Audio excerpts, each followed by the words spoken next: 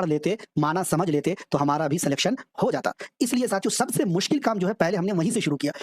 Urdu grammar तो हम पढ़ लेंगे, वाहिद जमा पढ़ लेंगे, मुतज़ात पढ़ लेंगे, मुतरादिफ, मुज़क्कर, मुअन्नस पढ़ लेंगे। एआर डिजिटल के यूट्यूब चैनल पर बहुत सारे उर्दू ग्रामर के क्लासेस हैं, वो तो हम पढ़ लेंगे, है ना? लेकिन जो उर्दू से हिंदी, हिंदी से उर्दू अल्फाज़ है, हमारे पास मुआविन उर्दू मुतरजिम के लिए पर्याप्त नोट्स मौजूद हैं। आपको कोई भी किताब, कोई भी बुक लेने की ज़रूरत नहीं है। हम कोशिश करेंगे कि आपको उर्दू से हिंदी अल्फाज़ क की जो लुगात है, डिक्शनरी टाइप से बनाकर हम आपकी खिदमत में एक मास्टर नोट की तरह पेश करें, ताकि आपके लिए इस इम्तिहान की तैयारी करना और भी आसान हो जाए। कुछ नहीं करना है आपको, चैनल को सब्सक्राइब कर लीजिए, एप्लीकेशन को डाउनलोड कर लीजिए।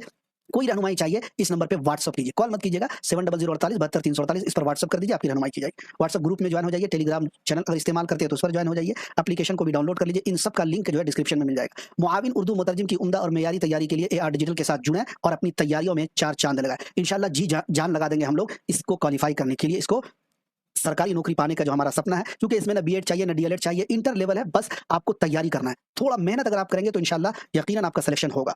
बढ़ते हैं आगे। अगला वर्ड है हमारा पढ़ाना, जिसे हम हिंदी में बोलते हैं शिक्षण। ये किताब पढ़ाने के लिए मददगार है, यानी ये पुस्तक, किताब को क्या बोलते हैं हिंदी में? पुस्तक। शिक्षण के लिए, पढ़ाने के लिए उपयोगी है, मददगार है, उपयोगी है। अच्छा, जैसे हमने पढ़ा मुआविन मुतरजिम, है ना? सहायक, मुआविन का मतलब सहायक। यहाँ पर है मददगार, और मददगार को क्या बोलते हैं? उपयोगी।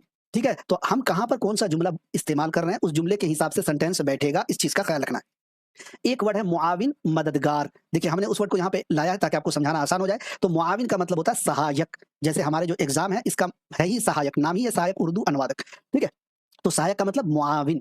अब देखिए ये किताब पढ़ाने के लिए मददगार है, मतलब ये पुस्तक शिक्षण के लिए उपयोगी है। क्या है? उपयोगी है या फिर सहायक है, दोनों होगा, लेकिन हम कहाँ पर कौन सा जुमला इस्तेमाल कर रहे हैं उस हिसाब से हमारा ये वर्ड फिट बैठेगा। अगला एक वर्ड है पेश करना। क्या करना? पेश करना, यानी प्रस्तुत करना। ये नोट हम पेश कर रहे हैं आपकी खिदमत में, ये पीडीएफ हम आपकी खिदमत में पेश कर रहे हैं। क्या होगा? प्रस्तुत कर रहे हैं।